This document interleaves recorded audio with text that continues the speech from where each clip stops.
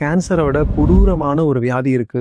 இந்த வியாதி வந்துச்சுன்னா அதுக்கு ட்ரீட்மெண்ட்டே கிடையாது. அது என்ன வியாதி தெரியுமா? அதுதான் ரேபீஸ். நாய்க்கடினால ரேபீஸ் வர்றத நம்ம ஈஸியா தடுக்கலாம். அதுக்கு ஃபர்ஸ்ட் நாய்க்கடியை நம்ம 3 விதமா கிளாசிஃபை பண்ணணும். கேட்டகரி 1னாக்கா மூடி இருக்கிற தோல் மேல நாய் நக்குனா அது கேட்டகரி 1. ஸோ இதுக்கு எந்த ட்ரீட்மெண்ட்டும் தேவையில்லை. ஜஸ்ட் சோப் வாஷ் பண்ணா போதும் 20 மினிட்ஸ். அடுத்தது கேட்டகரி 2. கேட்டகரி 2ல லேசா பொறான்றது, ப்ளீடிங் ஆகாம இருக்கிறது, அப்புறம் லேசா பல்லு படுறது, இன்டாக்ட் ஸ்கின்ல தோல் நார்மலா தான் இருக்கணும், அதுல லேசா பல்லு படுதுன்னா கூட, இல்ல மைனரா ஸ்கிராச்சஸ் ஆகுது, ப்ளீடிங்லாம் எதுவும் இல்லைன்னா கூட அது கேட்டகரி 2ன்னு சொல்லுவோம்.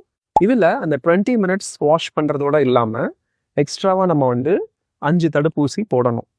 அடுத்தது கேட்டகரி 3. கேட்டகரி 3ல நிறைய இடத்துல கடிச்சிருக்கு, இல்ல தோல் நமக்கு புண்ணு இருக்கு, ஓப்பனா இருக்கு தோல், அதுல நக்கிருச்சு, இல்ல அதுல பல்லு பட்டுருச்சு. அப்படி இல்லாட்டினா நம்ம வாயில, மூக்குல, இல்ல கண்ணுல அது நக்கிடுச்சு, அதனுடைய நாக்குல இருக்கிற உமிழ்நீர்லாம் நம்ம வாயில, மூக்குல, இல்ல கண்ணுல பட்டுருச்சுனாலே அது கேட்டகரி 3 ஆயிடும்.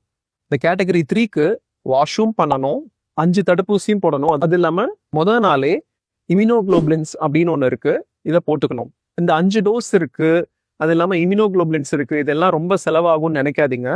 எல்லாமே கவர்மெண்ட் ஹாஸ்பிட்டல்ல ஃப்ரீயா கொடுக்குறாங்க.